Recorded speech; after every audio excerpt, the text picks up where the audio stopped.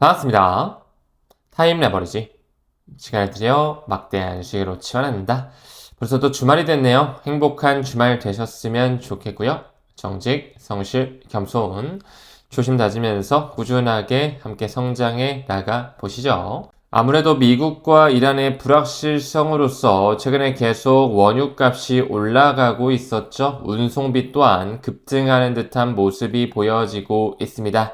주말에 또 어떤 변동성이 나올 수 있지 않을까 이렇게도 느껴지는데 정말 도널드 트럼프가 또 어디로 튈지 모르니까 우리 또한 어느 정도는 이 변동성에 대해서 염두를 해두고 있자라고도 말씀드리고 싶습니다. 호르무즈 긴장이 반영된다라고 하면서 군사 행동에 대한 견제가 계속 이루어지고 있었죠. 무엇보다 결의안을 보내면서 이란 관련 군사 행동, 이 전쟁 권한에 대한 의회 승인을 받기 위해서 지금 절차를 밟아가고 있습니다. 아무쪼록 관세든 지정학적 리스크든 계속 장기화되다 보니까 피로도가 상당한 느낌도 있는데요. 하루빨리 좀 잘 마무리되고 협상이 끝났으면 좋겠다. 이런 바람을 전해 봅니다. 이제 벌써 2월달도 끝났죠. 정말 2월 한 달도 고생 많으셨다 말씀드리고 싶고 이제 XRP 홀더들이 계속적으로 가격이 떨어졌다 보니까 줍줍하시는 분들이 우리 구독자님들은 많으셨을 것 같은데 3월달은 또 어떻게 될지 좋은 흐름이 나타나줬으면 좋겠습니다. 그럼에도 불구하고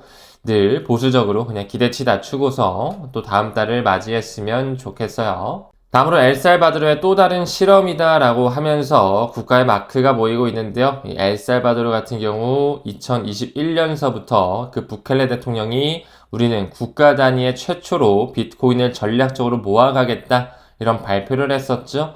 이제 7살부터 조기 교육, 이 비트코인에 대한 교육에 대해서 문호를 개방하려고 지금 하나의 실험을 하려고 하고 있습니다. 여기 보이는 것처럼 비트코인 디플로마 2.0이라고 하는 시스템을 도입해가지고 디지털 자산 정책을 확대하고 이제 교육 같은 경우도 7살 때부터 비트코인에 대해서 이제 공부를 시키겠다라는 건데 점점 더 엘살바도르 같은 경우에 국가 친화적으로 스텝을 밟아가고 있구나 이렇게 볼 수가 있겠죠. 현재 엘살바도르는 국가 단위로 약 7,500개 조금 안 되는 수량을 비축하고 있습니다. 참고로 말씀을 드리고 넘어갈게요. 다음은 네덜란드가 나오는데요. 2028년부터 디지털 자산에 대한 양도 차익세 36% 과세를 부과하려고 지금 준비하고 있다라고 말씀드렸죠.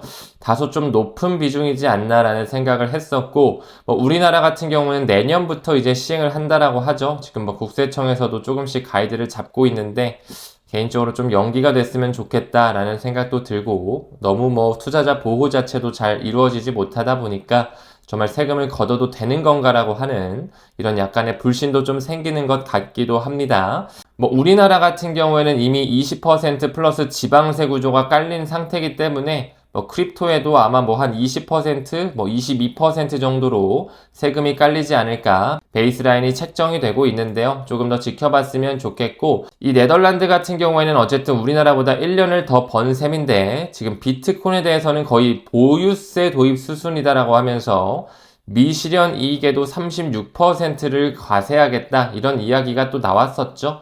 무엇보다 이 부분에 있어서는 좀 아닌 것 같다라는 식으로 제가 과거 영상에서도 한번 얘기를 했었는데 다행히 이번에 네덜란드 재무장관이 이 암호화폐 쪽에 미실현 수익 과세는 잘못 설계됐다라고 하면서 다시 한번 이제 법을 새롭게 개정하는 듯한 입장을 밝히고 있습니다. 미실현 수익이라는 게 우리가 지금 현재 홀딩하고 있는 그 수익률에 대해서도 이제 과세를 하겠다라는 거죠. 사실상 이렇게 되면은 투자를 하지 말라는 것과 동일하기 때문에 이것은 잘못 설계된 게 정확히 맞게 잘 찝었다라고 생각을 합니다. 아무쪼록 우리나라도 이런 과세 취지에 알맞은 어느 정도 세율과 이 스텝을 잘 밟아갔으면 좋겠습니다. 다음 기사 봤을 때 AI가 일자리 바꾼다라고 하면서 JP모건의 수장이죠. 제미 다이먼이 이미 많은 대규모 인력을 재배치하면서 AI로 대체를 시키고 있다. 이렇게 얘기를 하고 있습니다. 제가 얼마 전에 제 고등학교 후배를 잠깐 만났는데 그 친구가 지금 우리은행 쪽에서 이런 데이터 관련 개발자로 일을 하고 있거든요. 그 친구의 말을 들어봤을 때 요즘에는 진짜 이런 개발자 직군이 있잖아요. 완전히 그냥 신입사원은 아예 안 뽑는다고 하더라고요. 뭐 워낙 요즘에 AI 툴이 잘 발전돼 있다 보니까 이 개발자나 뭐 코딩 영역에 있어서는 신입사원의 자리가 점점 위축이 되는 것이죠. 시간의 지남에 따라 인간의 설 자리가 점점 대체가 되고 있습니다. 대규모 실업 가능성이 열려 있다라고 볼 수 있는 거죠. 뭐 사실상 회사 입장에서는 운영 효율성과 비용 절감 측면에서는 굉장히 긍정적이고, 또 기존에 경력자로 계시는 분들 뭐 소프트웨어 엔지니어 업무 생산성이 향상된다 이런 부분엔 굉장히 좋은 거겠지만, 지금 2030 분들이 이제 들어갈 회사 자리가 없다라는 게 참 우픈 현실인 것 같습니다. 그 부분 일환으로 최근에 구글에서 나노 바나나 2가 또 공개가 됐죠. 이 제미나이 3에 결합을 해가지고 이제 이미지 초격차 AI 플랫폼이 또 탄생이 되면서 점점 더 고도화되고 있습니다. 이거 덕분에 또 구글 주가가 최근에 엄청나게 좋은 흐름 보여줬었죠. 아마 우리 많은 구독자님들께서도 뭐 제미나이, 챗 GPT, 퍼플렉시티, 그록 여러 가지 쓰실 텐데, 정말 날이 갈수록 AI가 우리 실생활에 밀접하게 침투되면서 와, 이것까지 된다고 라고 하는 혁신을 계속 느끼게 해주는 것 같습니다. 다음 기사 봤을 때 비트코인의 최근 하락 배경은 매도 물량 때문이다. 음모론보다는 사이클 관점에서 봐야 된다라고 하는 전문가들의 의견이 나오고 있는데요. 최근에 그 제인 스트리트의 비트코인 가격 조작설이 막 돌았죠. 테라폼레스가 붕괴되는 부분에 있어서 테라 루나 사태의 알고리즘을 깨트린 게 바로 주범이 제인 스트리트가 먼저 알고서 내부자를 매수해서 그들이 공매도를 쳤기 때문에 그 2022년 5월 달이었죠. 테라 루나 사태가 발생했다. 그러면서 제인 스트리트를 기소했는데요. 많은 전문가들은 근거 없는 음모론이다. 뭐 이런 식으로 얘기를 하면서 재정학적 불확실성, 유동성 축소 뭐 이런 것 때문에 떨어졌다라고 하고 있죠. 글쎄요. 저는 개인적으로 음모론이라고 하기에는 그들이 10시 때마다 매도를 하면서 가격을 떨어뜨렸던 이 정황이 계속 반복적으로 포착된 거를 미루어 본다면 그렇게까지 음모론적으로는 느껴지지가 않습니다. 사실상 가타부타 하더라도 지금 암호화폐 시장 2.5조 달러도 안 되는 시장이잖아요. 그들이 마켓 메이커로 충분히 흔들 수가 있고요. 여기 나와 있는 제인 스트리트 같은 경우는 블랙록과 뱅가드의 오른팔 역할을 하는 마켓 메이커로서 잘 알려진 AP라는 것까지 함께 말씀드리고 싶습니다. 무엇보다 비트와이즈의 맷 호건 같은 경우도 최근에 여러 가지 구설수도 많았고 음모론적 관점도 있었지만은 현재 시점에 매도 압력은 상당 부분 해소가 됐으며 장기적으로 새로운 최고가와 함께 상승 전환이 예고가 된다. 그가 이렇게 또 이야기를 해준 바가 있습니다. 참고로 바라봐 주시면 좋을 것 같고요. 정말로 시즌 종료라고 했을 때는 또 어떤 시나리오도 있냐면 반감기 이후에 저점이 올해 한 3분기, 4분기 정도에 나올 수 있다. 이런 식으로 얘기를 하는 거죠. 여기 나오는 것처럼 과거 반감기 이후의 패턴을 따라갔을 경우 지금은 시즌 종료가 맞고 추가 바닥을 잡는 과정에 있으며 그 저점 자체가 올해 하반기에 형성이 될 가능성이 크다. 뭐 이렇게 얘기를 하고 있는 거죠. 우리 또한 이 조정 기간에 대한 길이에 잘 주목을 해야 되겠지만서도 무엇보다 지금 시간이 지남에 따라서 많은 중소형 기관, 채굴자들의 항복, 개인들의 매도세 때문에 지금 가격이 매우 하락하는 국면에 있지만서도 점점 더 이런 큰 손들, 국프 펀드다, 뭐 연기금이다, 뭐 스트래티지 메타플래닝과 같은 DAT 기업들이다. 점점 그들이 크게 매집을 하면서 구조적인 전환과 대형 손바꿈이 일어나는 과정, 즉 빈익빈 부익부가 설계되면서 다시 한번 그들이 끌어올리는 시점이 언젠간 도래하며 제도권 편입이 되는 날이 올 수밖에 없겠죠. 역대급 개미들의 손실이 있었음에도 그 큰 손, 고래들의 매집은 있었다라는 거, 이 부분은 팩트로 우리가 알아가면서 시간이 조정이 어느 정도 끌진 모르겠지만 결국에 추세 전환이 올 거라고 생각을 하고 있습니다. 무엇보다 도널드 트럼프 관점에서도 중간 선거 전에 늦어도 하반기에는 암호화폐 판을 이대로 두기에는 큰 리스크가 있기 때문에 어느 정도의 컨트롤이 들어가지 않을까 이렇게도 느껴지는 것 같아요.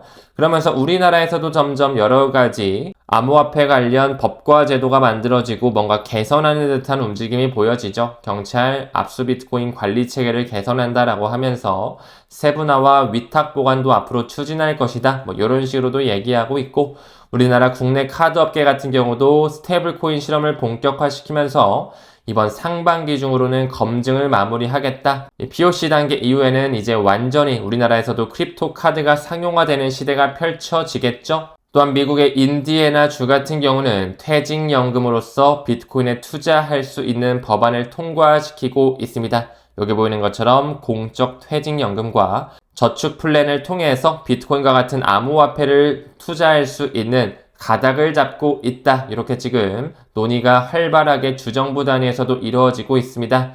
늘 강조드렸던 것처럼 뉴햄프셔, 텍사스, 애리조나 등등 조금씩 미국의 50개 주에서 스물스물 점진적으로 비트코인 비축 법안 또 여러 가지 암호화폐를 담겠다. 또 최근에는 애리조나주에서도 비트코인과 플러스로 XRP를 담겠다라고 하는 금융위원회에서의 통과 움직임이 있었죠. 이런 부분들에 있어서 조금 더 시간을 길게 놓고서 우리가 DCA로 수량 모아간다면 좋은 흐름을 만끽하는 시점 반드시 맞닥뜨릴 수 있을 거라고 생각을 합니다.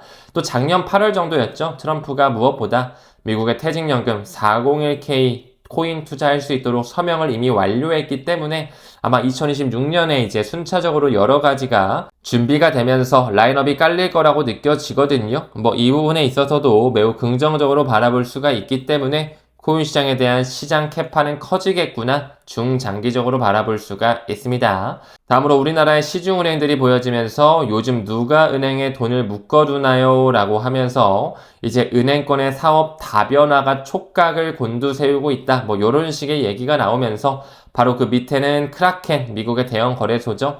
디지털 자산 담보 대출을 만들고 있다. 플렉스 라인이라는 걸 출시했는데 점점 이런 시중은행, 전통금융이 암호화폐, 디지털 자산을 필두로 한 담보대출을 만들고 디파이를 통해서 이자를 받을 수 있는 구조를 창출하면서 점점 더 그 데이비드 sak스가 얘기했던 은행과 코인을 통합하는 결국 하나의 디지털 자산 산업이 되지 않을까 이 큰 빅픽처를 보면서 시간을 내 편으로 만드셨으면 좋겠습니다.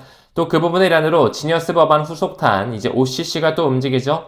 1대1 준비금 의무화를 시키면서 이 결제용 스테이블코인에 대한 감독 규정 초안을 발표해가지고 약 2달 정도의 의견 수렴 기간을 가져가고 있는데요. 시간이 지남에 따라 이 스테이블코인 자체가 결제용 이 페이먼트 스테이블코인과 담보 수익형 이 온체인 머니마켓 펀드를 기반으로 한 스테이블코인으로 나눠질 거라고 생각을 하고요. RLUSD 같은 경우는 결제용 스테이블코인 쪽에 들어가겠죠. 이런 부분이 뭐 내년 1월 18일경에 시행될 예정이다. 점점 더 법과 제도가 단단해지고 금융권에 들어올 수 있는 활로가 뚫리면서 아까 언급드린 것처럼 결국 하나의 디지털 자산 산업으로 함께 성장하지 않을까 그들이 그렇게 만들 것이라고 확신하고 있습니다. 뭐 단기적인 방향성에 너무 일희일비하기보다는 이런 미래의 청사진 바라보면서 길게 우리가 같이 투자할 수 있는 우리 구독자 선생님들, 투자자분들 되셨으면 좋겠습니다. 모두 주말 행복하게 보내시고요. 건강한 하루 만드시길 바랄게요. 우리는 모든 면에서 점점 더 좋아지고 있습니다. 감사합니다. 성투합시다.